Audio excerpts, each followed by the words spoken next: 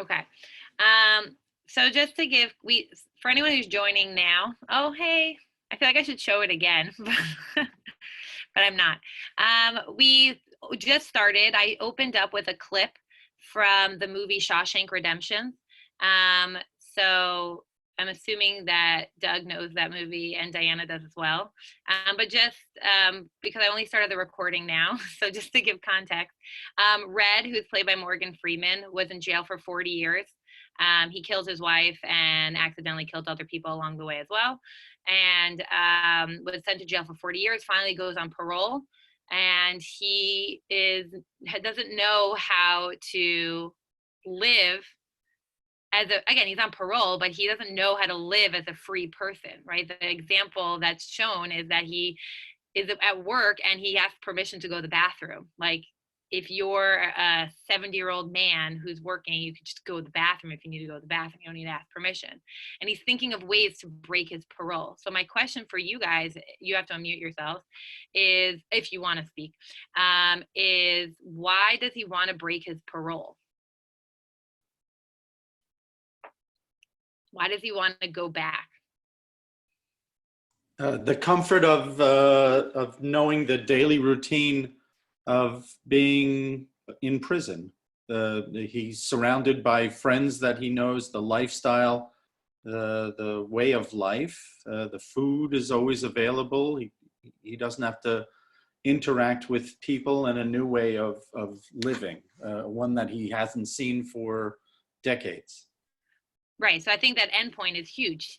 For decades, he's lived a certain way with a routine and a structure and expectations. He's figured out that world, and to now go back into society and not have that routine, and I guess maybe have to like refigure it out, is daunting.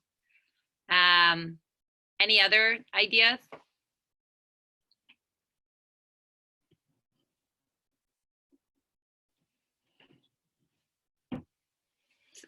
So yeah, I think that is fair. I'm also curious, like, what's the length of time for someone to be in prison that would make them, like, maybe there are studies on that, like how long is someone in prison for that warrants them afterwards feeling like they have a hard time transitioning back into society? Like, is there a length of time that one is in prison for?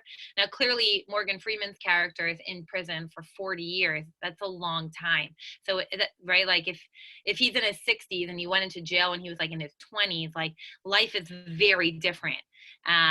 So I'm curious, like, if it's like, is 10 years considered a lot? And then like someone would have a hard time going back out, like, into society. And I don't know, maybe there's an answer to that. Maybe there's studies on that. I don't know the answers, but it's something that I was thinking about.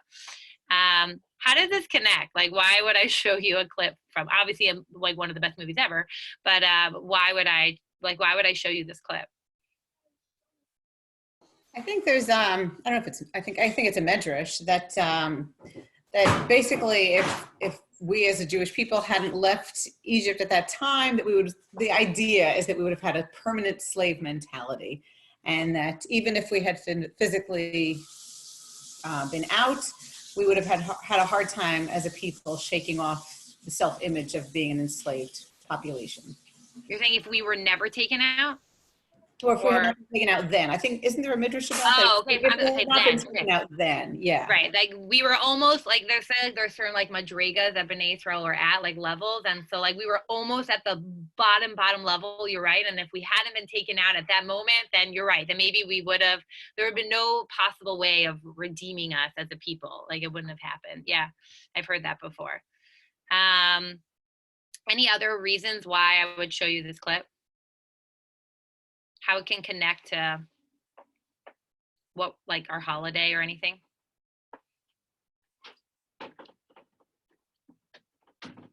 So the Jewish people actually have a hard time with this as well. Am I not doing enough wait time? I could do like, just trying to move things along. It's oriented. Normally I do good wait time. I don't want you to judge me as a teacher. I normally do better wait time. So the Jewish people have a hard time with this also, and that's kind of why I titled my shiur about like slave mentality. I feel like it's very easy to say, okay, not easy. Again, we know that there was a process in freeing the Jewish people, but when the Jewish people like walk out of Egypt, like 2 weeks ago, my family and I watched Prince of Egypt, and the Jews walk out of Egypt, and okay, they're free. So what does that mean? So that means that we're no longer under the rule of Pharaoh and his people, and we're now not doing labor for him. But at what point do the Jewish people actually feel free, right? It's one thing to be taken out of a situation, but doesn't the situation still resonate within you, right? So like a soldier who's been in Afghanistan for 10 years, like, okay, so now you're back in wherever you live and you're not working and you're not a soldier in Afghanistan anymore, but I'm sure there's still residual effects. And that's what post-traumatic stress disorder is, right? Someone still has that. If there are people who are survivors from the Holocaust, right? Like, okay, so you survived the Holocaust. Now it's 1946 and we're no longer in World War II anymore. But we all know either personal accounts or have heard stories or seen movies or read books of survivors who have residual effects of, and maybe almost still feel like they're, even some extreme cases still feel like they're under the rule of Hitler or the Nazi regime. And there's many stories of people who are still like, traumatized from the Holocaust. I wish I asked more questions to my grandparents. I was young, but I wish I asked more, knowing if they had nightmares or dreams about it. I know I heard someone speak once how she can never go in an elevator. If there's ever a situation where she needs to go in an elevator, they have to figure out a way around it because it reminds her of a cattle car and she can never go back. But this is like, I remember I was like in high school when I heard that. So let's say this is like the 2000s when I heard that woman tell that story, right? So we're now 60 years after the Holocaust, but she's still traumatized. And on some level, Hitler's still winning a little bit. So like at what point when the Jews leave Egypt, do they finally feel like they're not slaves anymore? Right here, Leah, we opened up with a clip from Shawshank Redemption. So like at what point does Morgan Freeman's character actually feel free and not feel like he has to go back to jail? At what point do the Jewish people feel like they don't want to go back to Mitzrayim? That they finally feel like they are actually a free people. And that's kind of what I want to explore in our next half hour or so, maybe like 33 minutes or so. Okay, so I have a source sheet that maybe it's easier if I email it to you as opposed to putting in the chat so you can look on in a separate device. Does that make sense? Or you rather me put it on the chat? I don't know. So I'm gonna quickly email you. So just give me 1 second, okay? Okay, so personal mail. Okay, so we have Shira, Diana, Leah, and Doug. You did include it in the email from this morning. I know, I should know. Do people have it? Yeah. Yeah, I actually printed the sheets. It's the sheets. I did email it if you wanted it, but you could also, I don't know. I guess I always think to like the lowest level because my students, I love them, but I just try to, but I probably do it. I simplify too much. Okay. All right. So the first source that I wanted to look with you, I rather not screen share because I'd rather see your faces. But maybe if there's a source I really want to break apart, then I will, then I'll screen share. 1 second, my kids.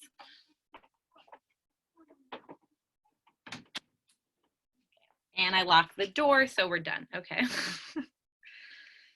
Okay, so the first source, it's, anyone want to read either Hebrew or English?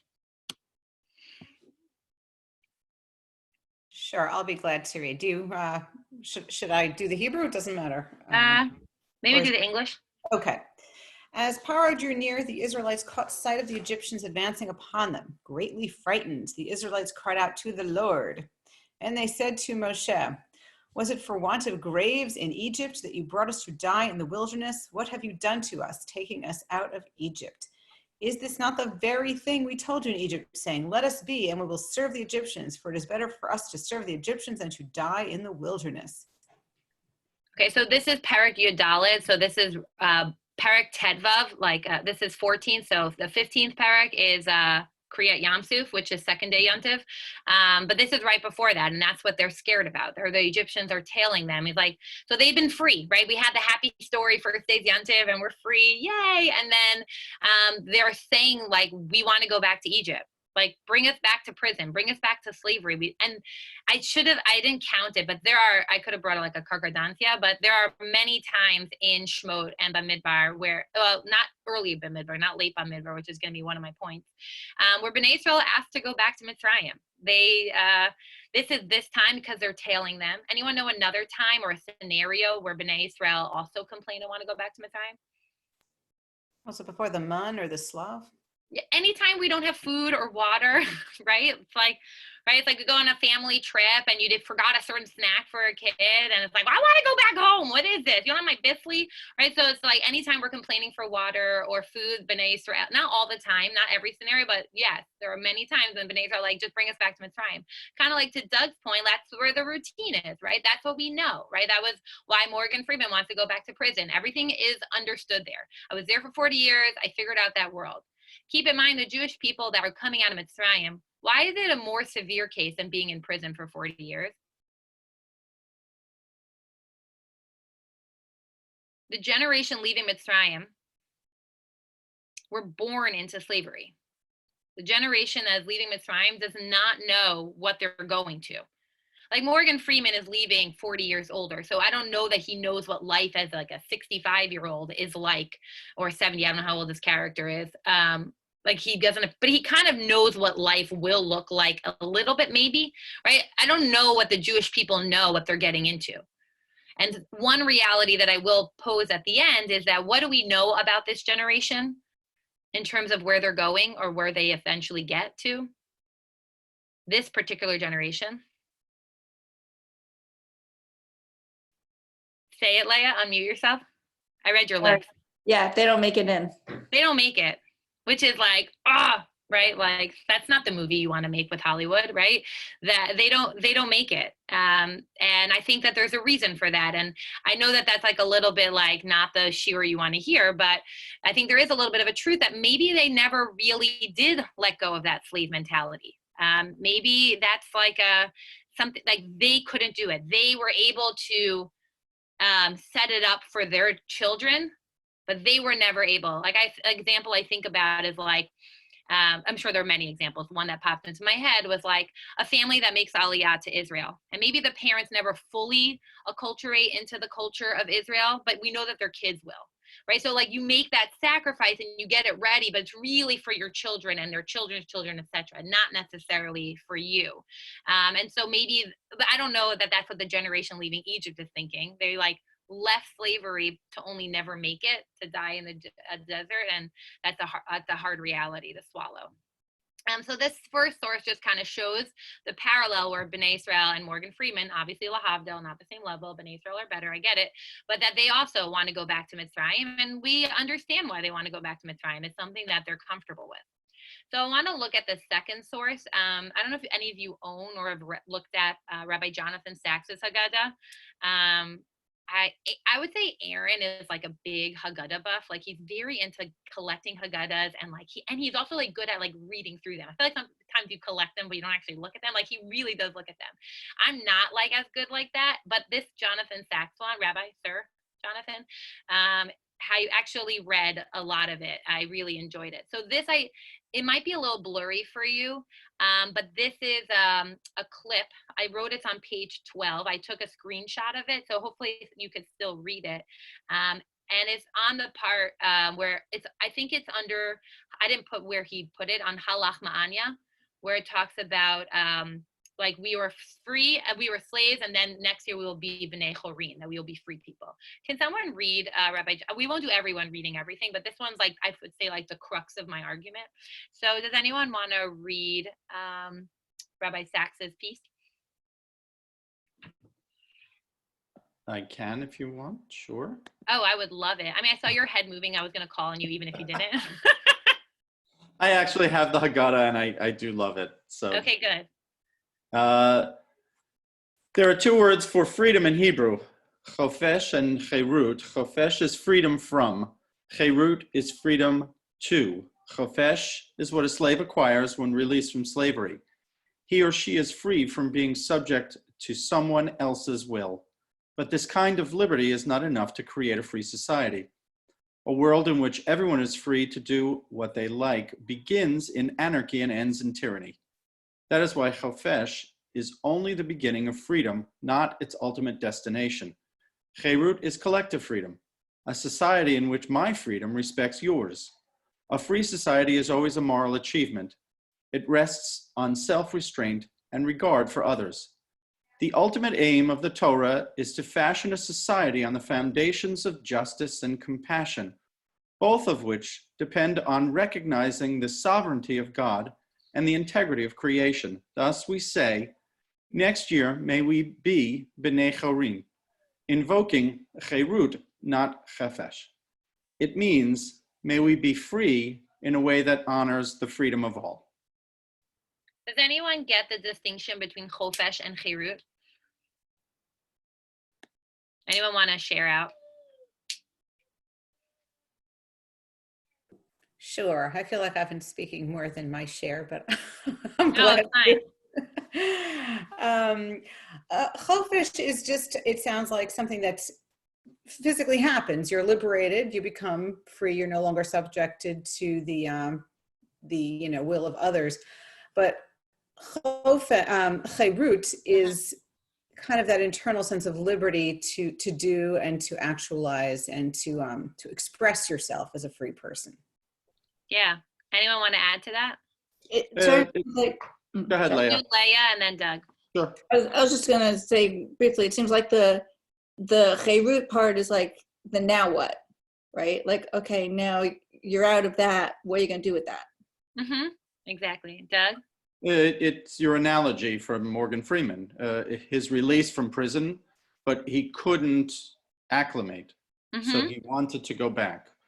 Right. So he had one, he didn't have the other. Correct, right? It's a package deal. Like chofesh, which is the word I think that's used in Hebrew to talk about like vacation, right? If you have chofesh from school, right? So you're on vacation from school. So that's from, right? He calls it freedom from. So what's like if you're in school and you have chofesh, so I'm freedom from school. That's what so now I'm not in school, right? That's step one. I'm not in school. Okay, but now it's like like thinking about like December break or something. Okay, so you had freedom from school and you're on vacation. Okay, but now what's your cherut? What's your plan? Okay, so is your plan I'm just gonna bum around? That's okay for a week, right? Is your plan to go to Israel, to do this, to do that? Like what is, right? Like Leah's like, okay, and now what? Right? And to Doug's point, if you're thinking not just about school, but you're thinking about, let's say, being in prison for 40 years. Okay, so now I'm no longer in Shawshank. Okay, I'm not in that prison anymore. So chofesh, check. Okay, but now what about my cherut? What's my plan now? Right, so he has this plan where he works as like someone in a grocery store, and he has his apartment, and he's on probation, and he has to get checked and make sure he's doing okay, but he's not doing okay. Right, so what is Bnei Israel's plan? Chofesh is being taken out of Mitzrayim, Now, what's the cherut plan? Right now, it seems like the plan is to be in the desert and get to Israel, Canaan, rather. And bless you. And it also seems, see, I'm mute. I still know.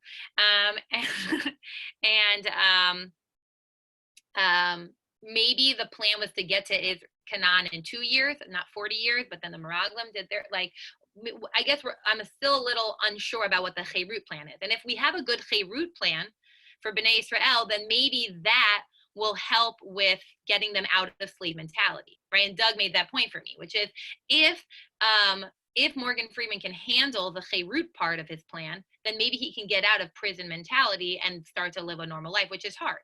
And I'm sure people need therapists to get through that. Now, we don't have like therapists throughout Bnei Israel. Maybe there's some people who have those personalities, but it's not like a system that they had then. So what is Bnei Israel's cherut plan?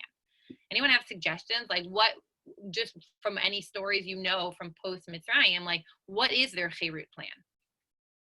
What's their freedom to? Where are they going to? What's going to help them move? Like what's their plan? Maybe I said some of it, I don't know, but like what are they going to get to? And if we have that plan, that will get them to get out of slave mentality. Hi, Dave. Hi, they're going to get the Torah. The Torah. Okay, so source number 3. So source number 3, am I allowed to make him read it if he said the answer? Everyone's like, yeah, totally. Oh, that's okay. Oh, because it's a lunch learn. Okay, fine. Got it. Okay. The presenter can't eat lunch, though. Okay, so I'm going to, or Diana, or no? You're We're not very feeling literal. it? So is Shira. So this is a Mishnah in Avot. Diana, do you want to read or you don't have to? I don't want to put you. Oh, you do want to read. Okay, fine. Sure. Rabbi Joshua ben Levi said, and it says, and the Yeah, I tablets just were the skipped work some of of it. I just God. wanted to focus on what I wanted. Where do you want me to read? No, you were good. I'm saying the ... I did like cut out 3 sentences. Okay, and the tablets were the work of God, and the writing was the writing of God, graven upon the tablets. Read not charut, graven, but cherut, freedom. For there is no free man, but one that occupies himself with the study of the Torah. And whoever regularly occupies himself with the study of the Torah, he is surely exalted. Okay, so I highlighted those words in the Hebrew, charut and cherut. Although Aaron, I think charut is actually spelled differently, like with a tet, but I think the Mishnah is just trying to play off the words. So talking about the luchot, the tablet, that their engravement in the tablets is called charut. And then Rabbi Yoshua is saying, okay, but don't read as charut as engraved, read as cherut, because the engravement in the tablets, in the luchot, the 10 commandments, the Torah, like David said, that is our cherut, that is our freedom. So, I mean, obviously it's easier said than done, but like Bnei Israel are going from being like slaves to Paro to being an Eved Hashem, right? We call ourselves slaves to God or whatever. But there's a difference to that, I believe, right? Like I do think that the people, Bnei Israel, need a structure, right? Taking Morgan Freeman's character again, like you can't just like be out of jail and that's it. Right? I don't think that's true for anyone. I think they make a plan for them, that they have a job, apartment, or something. I really don't know a lot about prison life. I only know from like Shawshank Redemptions and Orange is the New Black. And I know from Orange is the New Black, which I didn't watch all of it because my neshama just started breaking down. But there was one character who did go back into jail because she didn't know how to live outside of jail. So she went back, and I mean, they probably just wanted the character back in the TV show, but like she wanted to go back in. Like, and I don't even think she was in jail for so long, but like she purposely she just couldn't live in her life that she had. Then whatever life she was going back to just didn't work. Yeah, Doug. Could you also say that that's why Bnei Israel went to the golden calf, because that's what they knew, that's what they were comfortable with? Yeah, and it's right. We don't get the luchot, right? The golden calf Moshe goes out for the first Torah, then we have the golden calf, right? Then we have the Torah, then we have the whole story of Mamad Har Sinai. Like we don't have the revelation until after we've made that mistake. And yeah, they went to what they know. That was what society that they lived in for so long was like. And some say that the Mishkan, this is just a theory, that the Mishkan, the reason why the Shemot is out of order chronologically is maybe to put Cheda Egel and Perek Lamed Bet closer to the Mishkan laws, to say that Bnei Israel need a physical way to connect to God. That is, and maybe, I don't know if that's all debate of Rambam and Ramban, if like, is that what we're going to go back to? If we have a third Beit HaMikdash, are we going to have Karbanot? Because maybe that the physical way of connecting to God is just responding to what this generation needed, or the way that this society back then worshipped their gods, which is not the way our society today in the 21st century worships their gods. I'm not saying there aren't any people who do sacrifice, it's just not the common way of the world. But when someone leaves any place, like prison, we talked about as an example, the Holocaust, war, or Bnei Israel leaving slavery, they need a life of structure. They need something to go to. And the Torah, perhaps, the guidelines of the Torah is the cherut, is our structure, is our freedom. Sometimes I share this story with my students like a parable. It's definitely not real. Where 2 guys go into a doctor's office, and they each go see their respective doctors, and they come back out. And one person comes out with like this long list of rules of what he needs to do to stay healthy. Medicines at this specific time, and this health regimen with these exercises and this dietary restrictions and whatever. And the other guy comes out with nothing. And the guy's complaining, with a long list. I have so many things to do, la, la, la, la. And the guy with no list is like, why are you complaining? So you have a long list. At least you have a list of things to do that will help you survive. For me, I don't got anything. That's it. I don't have a plan because there is no plan. There's nothing for me to do. Now, obviously, it might be a little bit extreme, but I feel like that kind of message always resonated with me with like, okay, there's so many rules in the Torah. right? And so like, how does that feel like freedom or Cherut if we're going from Paro's rules to Hashem's rules? But it's not the same. Like the Torah, it's like maybe it's a catch-all because there are some that are so hard, but I do think it's like you can't like pick and choose. Like this is our plan. This is our structure. This is our guideline. Like someone who's in retirement, sometimes it's a hard time acclimating to life in retirement. But if there's a structure, like I know for my dad, it's such a silly thing, but the fact that he goes to Minyan, now he can't go to Minyan 3 times a day, but like that was like a structure that he had. Or my parents have this eBay business. And so like, I really think that like is what gets them, like what got them through the beginning hump of retirement. Or my mom has like a gym schedule that she goes through. And I'm sure everyone maybe knows other people who are going through retirement or have been in retirement and how they get through that. Like, I think it's something to think about, is like, what kind of structure do you set up for yourself? Right? If you're on vacation for a week, okay, so maybe I can bum around and do nothing, but like, that's not a long-term plan, right? That's not the Cherut versus the Chofesh. That's not like where I'm going to. So I think that Bnei Israel, how they can start getting rid of their slave mentality, I guess, is shifting to a different structure, right? It's not to remove any like strictness that they're used to. It's just shifting the strictness and also not treating them so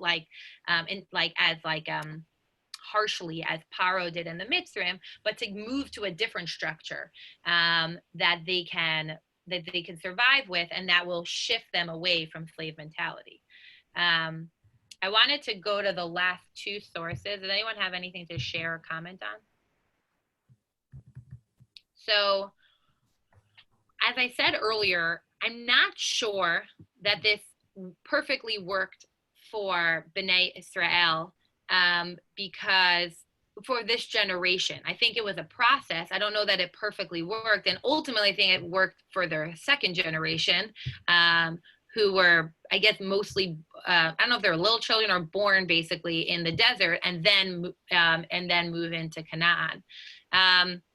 One thing I want to say before I move on, I forgot to mention, is so the whole thing about Chofesh and Cherut, like freedom from something and freedom to something. So I do think that Pesach mostly basically focuses on the Chofesh, the freedom from, like being from Mitzrayim. Like the whole Seder is talking about that. We're not really focusing on the plan to get rid of our slave mentality. The holiday, which holiday does focus on that? Like if it is the Luchot and the Torah, that would be Shavuot.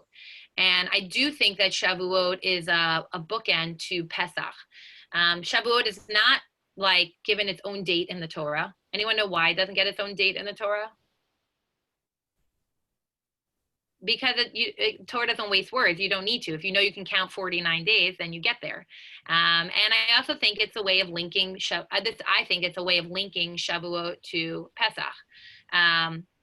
That Pesach starts, that's the freedom from, that's the Chofesh, but we don't get the Cherut plan. We don't get how they're starting to move out of their slave mentality until Shavuot, right? David said it's the Torah, that's our plan. We don't get there to Shavuot. So you kind of need the whole package of Pesach, the 49 days in between, and Shavuot to kind of see where Bnei Israel are heading towards. So to go back to the last 2 sources, I wanted to look at Bnei Israel. One example, there's probably a lot of ways to parallel Bnei Israel and Shemot and Bnei Israel and Bamidbar, particularly Bamidbar starting from Perek Chaf. So in the 20th chapter in Bamidbar, that's where you have a different Bnei Israel. That's where you have the new generation starting. Like that's where it says, okay, now we're in the 40th year of the desert, starting in the 20th chapter in Bamidbar. And so I wanted to compare that generation, the generation that's going to go into Israel, to the generation that just came out of Mitzrayim. And I wanted to compare them with the story of Moshe getting water for Bnei Israel. Okay. And my goal is to finish by 12:45. If people were like concerned on time, I don't know. Okay. So there are 2 times that Moshe got water from Bnei Israel from a rock. Okay. Does anyone know any differences or similarities between those 2 stories? Wasn't he told to speak to the rock one time and he hit it, and this time it looks like he was told to strike the rock? Okay, so that's the biggest difference. Yeah.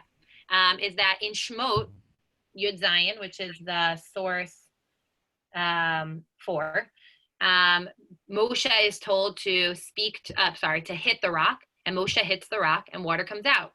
That's what he was told to do. And then in Bamidbar Perek Chaf, Moshe is told to speak to the rock and he doesn't.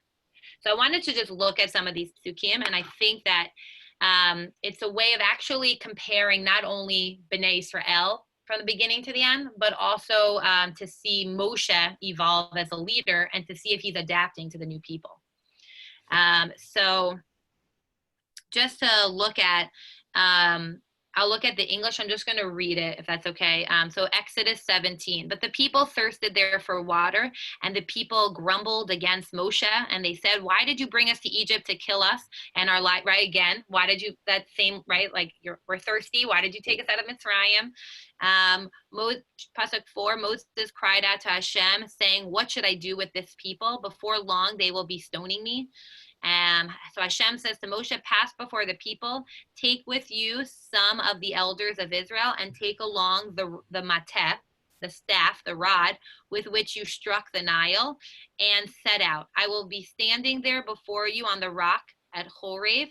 Strike the rock, and water will ensue from it, and the people will drink." So Moshe did so in the sight of the elders of Israel. The place was named Massa, at Massa Meribah, because the Israelites were fighting there, quarreled because they tried the Lord and saying, "Is the Lord present amongst us or not?" Okay, so that's the first story. He did what he was told. I didn't bring all the psukim, but there's no question, like it doesn't say like God was upset with Moshe for hitting the rock. Also, the command was hit the rock. He told him to bring his mateh. By the way, there is so much to analyze with these two things. Like I could do a whole separate like 8 shiurim on it, but I'm not. But there's like probably a lot of things you could pick up on the two psukim. And I'm like trying not to hold back and not share all of it. Okay, so now we're skipping to, that's Bnei Israel. That's the generation that just came out of Israel. Okay, so now we're gonna look at the generation that just came out of Mitzrayim. Now we're gonna look at end of Bamidbar, Parsha Chukat, and look at the generation that will be going into Israel. Okay, so now I'm in Numbers, Bamidbar, chapter 20. The community was without water, and they joined against Moshe and Aaron. So also note that Aaron's in this story, whereas Aaron wasn't in the previous one. The people were fighting against Moshe, saying, "If only you had perished when our brothers perished at the instance of the Lord. Why have you brought the Lord's congregation into the wilderness for us to be beasts to die there?" So he doesn't mention like going back to Egypt at all here, right? Just talking, but they are like, "Why are you bringing us here to die?" So they are upset that they're brought here, and it's their brothers. Again, they weren't the generation that actually came out of Mitzrayim. Pasuk 5, it does say, "Why did you make us leave Egypt to bring us to this wretched place with no grain or figs or vines or pomegranates? There is not even water to drink." So they do mention that why are they being brought to Mitzrayim? This is the second generation being asked. The generation that's going in is also complaining that why are they being brought out of Mitzrayim? So they still can't shake that off. Pasuk 6, Moshe and Aaron came away from the congregation, so they meet with God, and they fell on their faces. Pasuk 7, the Lord speaks to them, saying, Pasuk 8, "You and your brother Aaron should take your rod, take your mateh, and gather the nation, and before their very eyes, order the rock to yield its water." Okay, so order the rock, doesn't say hit the rock, and the Hebrew, and the Hebrew actually says, "V'debartem el hasela." So order the rock, but the Hebrew is "v'dibartem." You should speak to the rock and order water to come out. And then you will produce water for them, and they'll have water to drink. Pasuk 9, Moshe took his mateh before the Lord, and he had commanded him to do that. And Moshe and Aaron assembled the nation, and he says, "Listen, you rebels, shall we get water for you out of this rock?" So the Hebrew actually is kind of better here. I mean, it generally is, but it says, "Shimu na hamorim." Listen, you rebels, right? Min hasela hazeno tilachamayim. From this rock, I will give you water. And then, Pasuk 11, Yud Aleph says, "And Moshe raised his hand, and he struck the rock 2 times, pamayim, with his mateh, and out came water." Okay, so there's so much to go on there. But like Shira said, the key difference is that Moshe was commanded in the second scenario to speak, and he didn't. And there's a lot of questions as to like what did he do wrong. I didn't bring the last two psukim, which is God is upset with him, and then for this he doesn't go into Israel, into Canaan. So clearly he did something wrong here. And so, I mean, there's a lot of questions like, why was hitting wrong if he was told to bring his stick? Why did he need his mateh, right? It says, bring your mateh. Why bring your mateh? What do you need your mateh for if you're not hitting it? And he was told to hit it the first time in Refidim and Shemot Yud Zayin, so why shouldn't he hit it here? What's the big deal? And if he wasn't supposed to hit it, why did water come out at all, right? Why did God make water come out? And there's a lot of debate as to like what Moshe did wrong. Like, what's his mistake that he hit the rock? Rambam says his mistake was actually not that he hit the rock. The mistake was more that he said, Shimu Nahamorim. That he said, listen, you rebels. The fact that he's so angry with them and he publicly shows it. Ramban says it was that he misrepresented B'nai Israel, God. God didn't want the miracle to look like this. God wanted the miracle to look a different way. He wanted it to be a bigger miracle, that water would just come just by asking it to come, not by hitting it. And he misrepresented God. Or they misrepresented God as being angry. God is not angry at them. God actually thought they did deserve water. It's just hard. Miriam just died in the beginning of the parak, and now they should deserve water. So they shouldn't be complaining. I mean, they should be complaining, and Moshe should just deal with it and making it look like God's upset when God isn't upset. The reason why I really brought these two cases is because I do think there's a difference in why God commanded Moshe to hit versus speak, because I think that the generations are different. I wish I remembered, and I couldn't remember last night, so I didn't put it in the source sheet. It's definitely a Gemara that I read, and I want to find it for you, but I didn't find it yet. I didn't try hard enough, I won't lie. So I'm not basing this idea off of nothing, but that I think Moshe was asked to hit the rock in the beginning because that represents a stricter type of leadership, using a mateh, versus speech, which represents a softer approach in leadership. And I think that Moshe was asked to use a mateh in Shemot Yud Zayin because that's what the generation that came out of Mitzrayim needs. They needed a leader that is like that, because they're the generation that were enslaved. They're the generation that is absorbing the chirut from the Matan Torah, from the Torah, and they need the structure and they need that strictness. They need all those rules from God. They need that intensity, right? Matan Torah, the revelation of God, was an intense experience. I feel like that generation needed that. That's how they operate. They operate with like a more firm kind of leadership than that Moshe provided.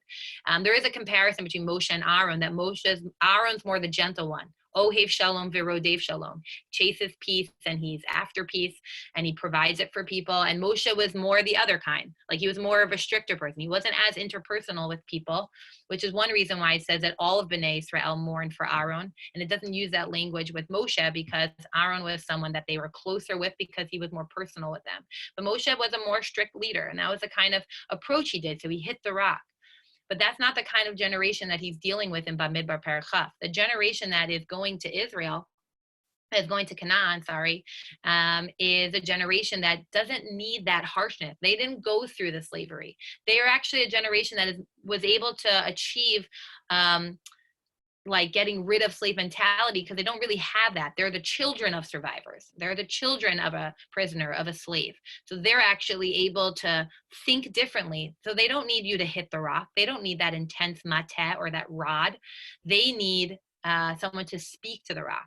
And that was one approach to why maybe Moshe isn't fitting to lead the people into Canaan, because he's not able to lead this new generation. He was the perfect fit for the generation that to get them out of Mitzrayim was probably one of the hardest things a leader would need to do. But maybe Yehoshua, as the apprentice, is able to better approach this new nation that has achieved freedom on a higher level than the previous generation has been able to.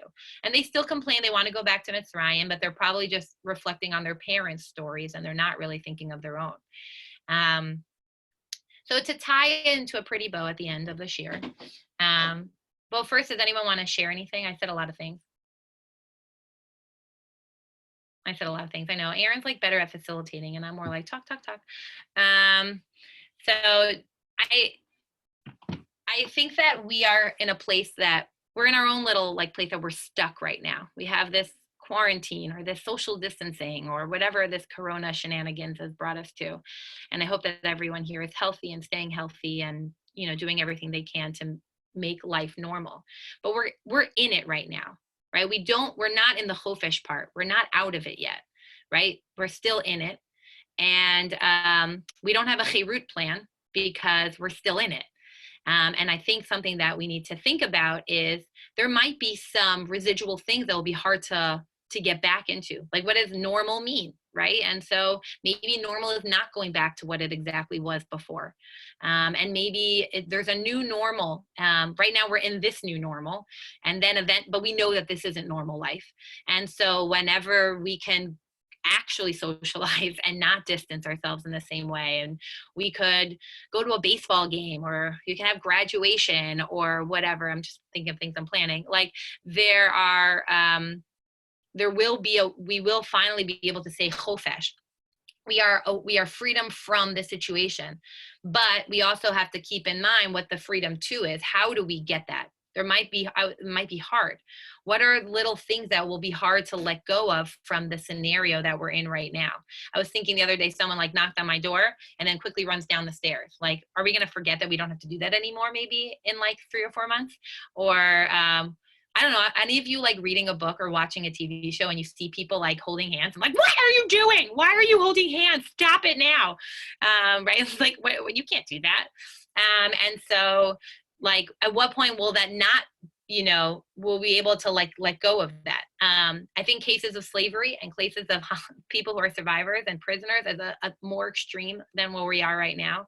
But we are in our own form of being stuck right now, and thinking about when we are out of it. Like, I was using Rabbi Martyr's example that he gave in his shiur the other week. Like, when you put your hand into a thorn bush, you can get it in there, but like how you get your hand out of a thorn bush, it hurts. And so getting yourself out, that's, I think, the slave mentality, getting yourself out of it. How do you do that without it hurting? How do you do that in a way that helps us normalize back into society is challenging. And I showed as an example that B'nai Israel had a hard time with it, that only their next generation will. Now, I don't think that's going to be for us. I don't think it means that only our children are going to be able to survive this. I think we all will. It's just a matter of time. And our economy will survive this. It's just a matter of time. And so I guess in a nutshell, slave mentality is not as simple as it seems. B'nai Israel were free, but it was a process. And I'm thinking that Matan Torah and Shavuot is a solution to it. But I was showing that with B'nai Israel, it didn't fully come, I think, until the next generation. And it's just appreciating and recognizing that it's not as simple as we were avadim and now we're ben chorin and now we're free. That there's a process and it's not as simple as we think. Any other ideas or thoughts or comments, reactions?